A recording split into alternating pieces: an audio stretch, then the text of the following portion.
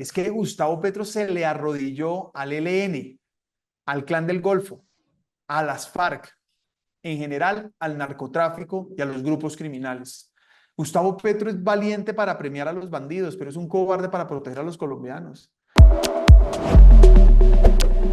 Pero un saludo a todos nuestros amigos y seguidores de quienique.com. Bienvenidos de nuevo a estos espacios virtuales donde hablamos temas importantes para el país. Hoy con un invitado muy especial, el senador Miguel Uribe, quien nos va a estar hablando de varios temitas que está adelantando ahorita en el Congreso, también de lo que ha pasado recientemente en el país y obviamente pues de noticias lamentables que también nos están marcando la agenda en este momento. Bienvenido, senador, a estos espacios. Gracias, Cristian. Un saludo especial para usted y para toda la audiencia de Quienique. Gracias por la invitación. Vamos primero, senador, con la noticia que en este momento, pues lamentablemente está marcando nuestra agenda nacional y es el atentado, pues que hubo allá en la base militar de Arauca, que dejó pues dos militares muertos y varios heridos y que hace que el presidente, pues Gustavo Petro, también empiece a evaluar todo este tema de los diálogos de paz con el ELN. ¿Qué percepción le queda a usted, senador, con esto? A Gustavo Petro le quedó grande el país, se le salió de las manos. Y desafortunadamente desde el primer momento se le arrodilló al ELN, a las FARC y al Clan del Golfo. Es por eso que mientras Petro habla de paz, vemos el crecimiento del Clan del Golfo, ELN y FARC y otras organizaciones criminales en el territorio nacional. Vemos cómo son ellos, los criminales, los que gobiernan más del 30% del país. A Gustavo Petro con el afán de premiar a los bandidos, de ofrecer impunidad, está llevando a las familias colombianas a vivir en el terror de la violencia y de la guerra del pasado. Es evidente que la paz no se consigue con impunidad. El único camino para conseguir la paz es la seguridad. Sin una política seria de seguridad, los criminales nunca se someterán ante la ley y dejarán las armas.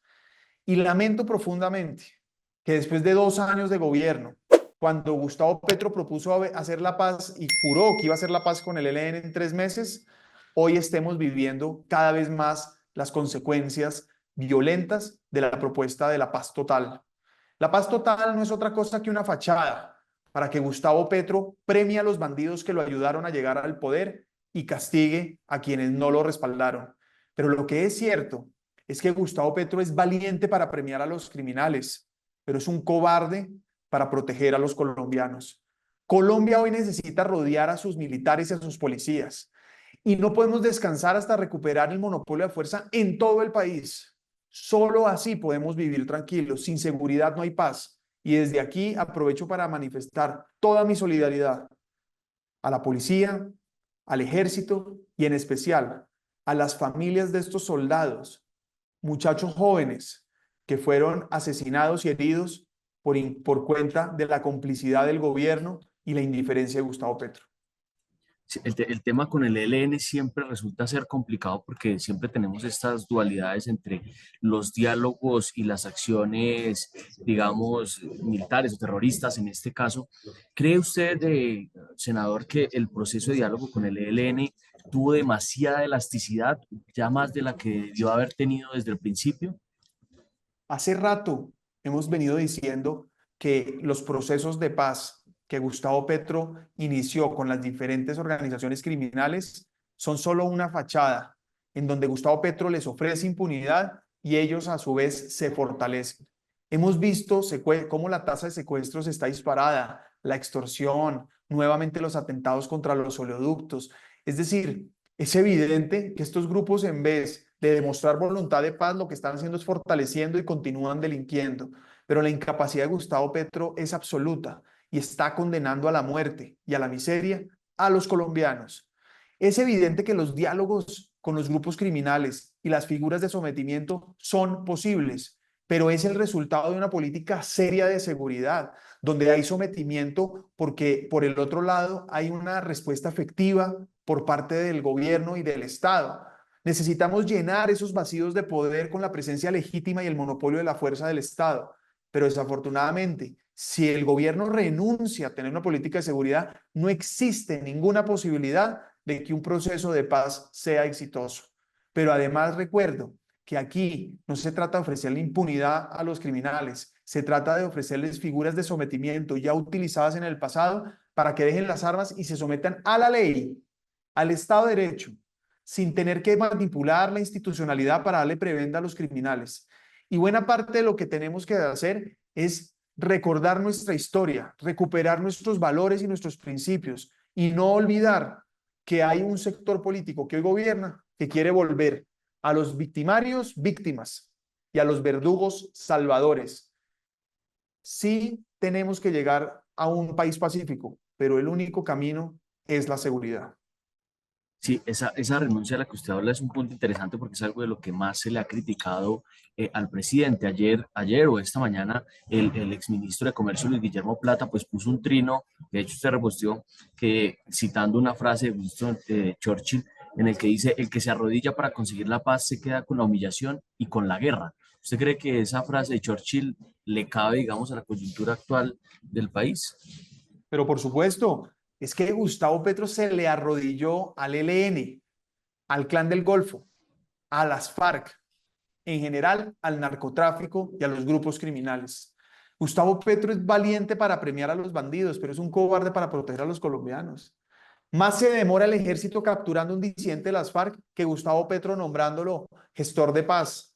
Más se demoran los policías y los fiscales conteniendo, enfrentando y deteniendo y judicializando a la primera línea que Gustavo Petro premiándolos y buscando su liberación. Es que mientras haya un gobierno arrodillado a la violencia y a los grupos, o mientras haya un gobierno arrodillado a los grupos criminales, habrá violencia. Mientras Gustavo Petro confunda paz con impunidad y mientras renuncia a la seguridad, pues es evidente que vamos a vivir en un país violento, en donde quienes ganan son los criminales. El único camino para llegar a la paz es la seguridad. Y lo que es cierto es que una política seria de seguridad aumenta el costo de la ilegalidad, es decir, le demuestra al criminal que le conviene más dejar las armas y someterse a la ley para poder estar dentro de la legalidad. Y por supuesto, al mismo tiempo, de manera simultánea, el gobierno debe generar alternativas y oportunidades para aumentar el costo de la legalidad, perdón, el beneficio de la legalidad, aumentar el beneficio de la legalidad. Es decir, que los ciudadanos vean que estar en la legalidad premia, pero estar en la ilegalidad castiga. Bueno, senador, cambiándole un poquito el tema, pues usted decide tutelar la directriz también de la Fiscalía, que fue, digamos, publicitada incluso por el gobierno y demás, como la despenalización de la protesta pacífica, ¿no? Pero bueno, eso tiene un tema y es, bueno, eso básicamente lo que hace es reemplazar, digamos, el delito de concierto para delinquir por otros, digamos, de menor impacto penal. ¿Qué es lo que usted está pidiendo con esta tutela, senador? Efectivamente, lo que hace lo que busca la tutela es suspender los efectos de la directriz que saca la fiscalía con el propósito prácticamente de bajar la gravedad, de disminuir la gravedad de ciertos actos delictivos en el marco de la protesta social. Puesto de otra manera, la fiscalía está diciendo que el vandalismo, la destrucción, atentar en contra de la autoridad, generar disturbios, prácticamente no deben judicializarse cuando están en el marco de la protesta social.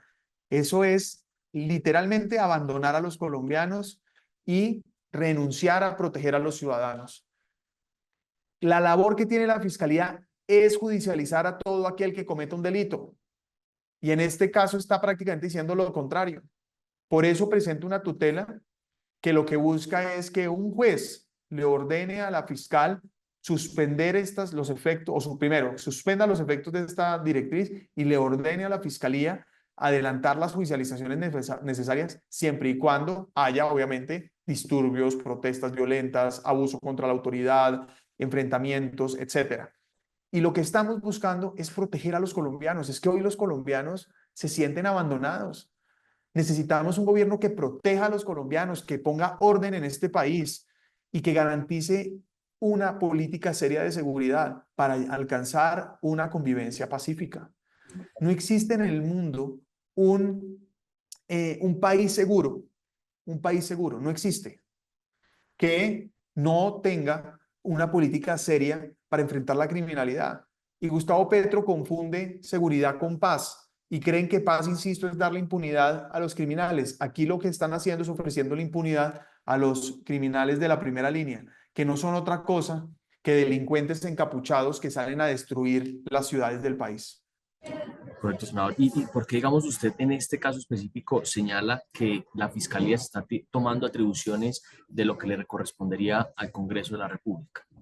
Porque de alguna manera la fiscalía lo que está haciendo es modificando el Código Penal, diciendo que hay una serie de actividades que en el marco de la protesta social no son delitos. Y esa distinción no la hace el Código Penal. Si se quiere hacer esa modificación, debe irse al Congreso y será entonces una facultad legislativa para adelantar esas modificaciones. Si la fiscalía considera que esos no son delitos, debe ir a al Congreso a hacer las modificaciones, a proponer las modificaciones pertinentes. Pero lo que es cierto es que la Fiscalía tiene solo una responsabilidad: cumplir la Constitución y la ley. Y la ley establece que esos delitos son, o esas conductas son delitos, e incluso si son cometidas dentro de una protesta. Porque, ojo, la protesta social es legítima, la manifestación política es legítima. Lo que no es legítimo y nunca podremos normalizar son las vías de hecho, la violencia, los bloqueos, los atropellos contra la autoridad, la destrucción de bienes públicos o privados. Y en ese sentido, lo que tenemos que hacer es proteger la protesta, legitimar la manifestación, pero siempre enfrentar con toda la contundencia la criminalidad. Y no importa cómo se manifieste, hay que enfrentarla. Y eso es lo que, insisto, puede llevarnos a tener un país seguro cuando demostremos que quien comete un delito tiene que pagarlo, cualquiera, sin distinción, no importa cuánta plata tenga en la cuenta de ahorros, una persona que comete un delito tiene que ser sancionada.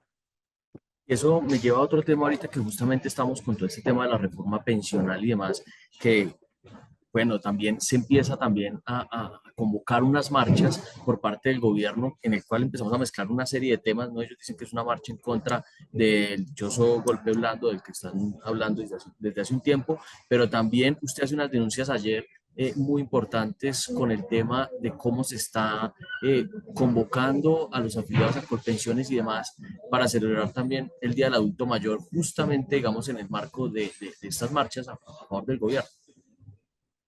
En primer lugar, hay que resaltar que Gustavo Petro habla de un supuesto golpe de Estado. Ahora se inventó un supuesto plan para atentar en contra de él porque fracasó como presidente. A Petro le quedó grande el país, se le salió de las manos. Ha demostrado que es absolutamente incapaz, incompetente. Y lo que es cierto es que prometió un cambio que nunca llegó. Por el contrario, sus promesas incumplidas y lleno de escándalos de corrupción. Él, su familia y su círculo cercano. En ese orden de ideas,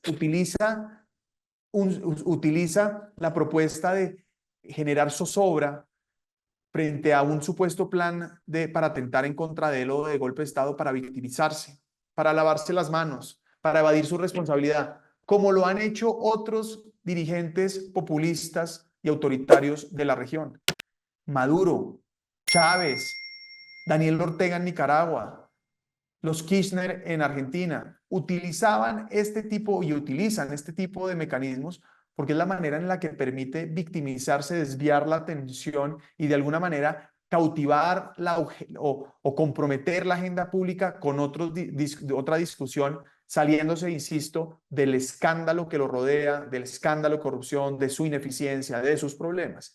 Conclusión: en nombre de la oposición del Partido Centro Democrático, le puedo decir a todos los colombianos con absoluta tranquilidad: no estamos interesados en un golpe de Estado, no estamos ni mucho menos en ningún plan para atentar en contra de la vida del presidente Petro. Por el contrario, rechazo yo con toda vehemencia cualquier acto violento en contra de Petro o de cualquier otro colombiano, y especialmente en el marco de la discusión política. En Colombia no se puede seguir matando personas por pensar diferente.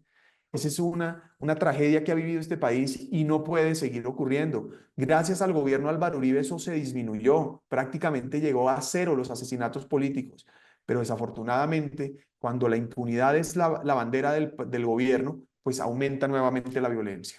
Dicho eso, Gustavo Petro aprovecha esta victimización anticipándose a las decisiones del Consejo Nacional Electoral, bloqueándola o distrayendo la atención de las denuncias y los escándalos de corrupción que lo rodean, promoviendo una manifestación de apoyo el 19 de septiembre, que nuevamente paga con nuestros impuestos. Nuevamente utiliza la plata que los colombianos con esfuerzo pagan en sus impuestos para promover, patrocinar una marcha que lo que busca es apoyar su proceso político. Y en ese orden de ideas utiliza las entidades y el poder sobre los ciudadanos para instrumentalizarlos y hacerlos ir a esta marcha. Varios pensionados nos mandaron pantallazos y nos compartieron los mensajes que desde Colpensiones están enviando, invitándolos a una supuesta marcha o jornada de bienestar y música en el marco del Día de la Persona Mayor, el mismo día de la marcha de Petro, de la marcha política en la Plaza Bolívar. Eso es un descaro y es un engaño, otro engaño más de Gustavo Petro. Pero además vemos cómo están obligando prácticamente a los empleados con formularios a que deben ir a esas manifestaciones. Eso es inaceptable. Y que le quede claro a los colombianos que esas marchas simplemente son una fachada. Ni Petro tiene ese apoyo y ni tampoco debería estar haciendo esas marchas con recursos públicos. Sí, ese es un tema que justamente ahorita se está revisando porque sí está generando bastante polémica, senador. Para ir cerrando, hablando un poco de todo esto de las reformas, de todas estas discusiones, digamos, de fondo que en este momento ustedes están cursando en el Congreso de la República. Hace unas semanas, digamos, la Casa de Nariño había citado a los congresistas para divulgar o socializar el tema de las reformas y justamente pues el Centro Democrático fue uno de los partidos que dijo, no, vamos a sentar a hablar de esos temas con Casa de Nariño. ¿Por qué? ¿Cuál es la posición del partido? ¿O ustedes definitivamente ya tomaron una decisión respecto a todas las reformas que en este momento está cursando el gobierno en su agenda legislativa? Nosotros siempre hemos estado abiertos al diálogo, pero uno conversa con alguien que escucha. Gustavo Petro no solo no escucha, sino que además no sabe recibir críticas, no reconoce errores, no sabe hacer consensos, es absolutamente autoritario y dictatorial. En ese sentido, no vale la pena desgastarnos llevando propuestas cuando a Gustavo Petro lo único que le interesa es imponer una agenda dañina para el país. Nosotros fuimos el partido, el primer partido que arrancó sin dudas en la oposición. Hemos sido coherentes y consistentes, pero también responsables. Hemos hecho una oposición pacífica y democrática y a cada crítica la acompañamos con una propuesta. Somos conscientes a que a Gustavo Petro tenemos que evitar, es decir, tenemos que enfrentarlo para mitigar el daño que le hace al país, pero al mismo tiempo tenemos que construir una mejor Colombia. Nuestro objetivo es mucho más grande y más noble que derrotar a Petro. Se trata de construir un mejor país donde se solucionen los problemas, donde las personas vivan mejor. El problema es que tenemos un gobierno dañino al que nosotros nos hemos enfrentado contundente y valientemente. Lo seguiremos haciendo. Y en ese sentido, esas conversaciones que hoy Gustavo Petro vuelve a hacer no son otra cosa que cortinas de humo, donde pretende vender un supuesto acuerdo que no le interesa hacer. Es una oportunidad para ganar tiempo y mientras tanto seguir impulsando unas reformas que le hacen daño a Colombia. Las conversaciones deben darse en el Congreso. Es ahí en la discusión donde debemos ajustar cuáles son los proyectos que le interesan al país. Y es ahí donde podemos resolver los problemas. Pero a Gustavo Petro le interesa reuniones a puerta cerrada que después no cumple cuando tiene que salir a hacer su gestión como presidente. En ese sentido, nosotros seguimos trabajando por el país, seguimos haciendo oposición, seguimos haciendo propuestas, presentando proyectos de ley, interlocutando con los ministros en el Congreso, pero no estamos dispuestos a hacerle el juego a un presidente que no sabe escuchar y que lo único que le interesa es imponer su agenda para fortalecer su proyecto político. Senador, si me permite ya una última pregunta, que yo sé que tiene usted la agenda ocupada y aprovechando que lo tengo usted aquí, que es también ponente en todo este tema del presupuesto. Esa es una discusión de las más importantes que tenemos ahorita y digamos que se ha manejado con esto de la desfinanciación de 12 billones alrededor que tendría el presupuesto por tema de ley de financiamiento y demás. ¿Cómo avanza esta discusión? ¿Usted cree que, digamos, se va a cumplir el pronóstico que hacía el presidente del Congreso, Efraín Cepeda, hace unos días, que decía, ya tenemos los votos para hundirla? ¿Cree que se va a hundir? Una cosa es la discusión del presupuesto, otra cosa es la reforma tributaria, que si bien tienen de alguna manera, una proyección, una expectativa de vida conjunta, pues son dos proyectos independientes. Por un lado está el presupuesto, que está desfinanciado en casi 40 billones de pesos, que debería ajustarse para que no haya recortes el próximo año, como tuvo que haberlos este año por la irresponsabilidad fiscal de Gustavo Petro y su ministro de Hacienda. Es evidente que cuando se desfinancia el presupuesto, pues finalmente los efectos negativos los asume todos los colombianos, particularmente la economía, generando incertidumbre, desinversión y falta de empleo. Ahora, lo que es cierto es que 12 de esos 40 billones corresponden a una supuesta reforma tributaria que no conocemos, o que hasta ahora conocemos, y que no estamos de acuerdo que haya, porque ojo, la plata está, el problema es que este gobierno la derrocha en burocracia, en clientelismo, en amiguismo y además se la roba.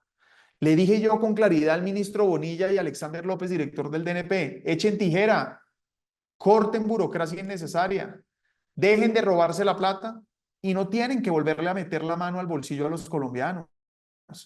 Es que la reforma tributaria no es otra cosa que en el peor momento de la economía colombiana de los últimos años, incluso en muchos indicadores peor que la misma pandemia, Gustavo Petro, con el afán de fortalecer su proyecto político, le mete la mano al bolsillo a los colombianos a quitarles la plata que les queda porque le ha quedado absolutamente grande y ha sido incapaz en estimular la economía. Porque en vez de fortalecer la vivienda, la infraestructura, el sector minero energético, el turismo, el sector agroindustrial, el sector comercial, la industria, el sector textil, en vez de impulsar esos sectores, lo que hace es que los destruye con más impuestos, con incertidumbre, con persecución. Petro odia al empresario, Petro odia al emprendedor. Mientras tengamos un presidente que no respeta la iniciativa privada, no tendremos oportunidades. Por el contrario, y además parece torpe la manera de Gustavo Petro de actuar, porque la política social sin iniciativa privada es insostenible, es engañosa. Es decir, solo con empresarios, solo con empresas privadas se pueden pagar impuestos que financian la política social, pero además son estas empresas la principal fuente de empleo, de generación de oportunidades, y así se enfrenta a la pobreza. Entonces, ya nosotros en la Comisión Tercera y en la Comisión Cuarta del Senado negamos el monto del presupuesto, lo que a todas luces, al no haber sido aprobado antes del 15 de septiembre, otro monto diferente, queda entendido que el presupuesto está negado. El gobierno está tratando de buscar conceptos amañados y haciendo marrullas para seguir con el procedimiento del presupuesto. Pero para ser justos, el presupuesto ya está negado y debe ser sancionado por decreto, que tampoco es grave, ya ha pasado en el pasado, pero lo que es cierto es que Petro no puede expedir facultades extraordinarias, debe expedir el presupuesto sin ninguna modificación, pero al final pues será el problema de la ejecución donde nos tenemos que centrar para que realmente esos recursos lleguen a los ciudadanos. Y por otro lado, la ley de financiamiento o la reforma tributaria, como realmente debe llamarse, no es otra cosa que, insisto, un golpe más para las familias colombianas, donde creo yo, de acuerdo a lo visto en las discusiones de presupuesto, podríamos contar con los votos para evitar que una vez más Gustavo Petro asfixie a los colombianos y lleve hacia la quiebra al país.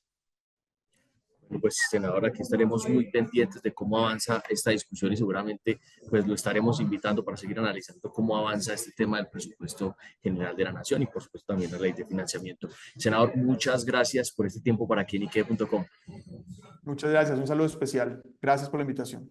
Claro que sí, muchas gracias también a los que nos acompañaron en esta entrevista. No olviden que aquí seguiremos hablando temas importantes para el país y que quienique.com es el placer de saber, ver y oír más.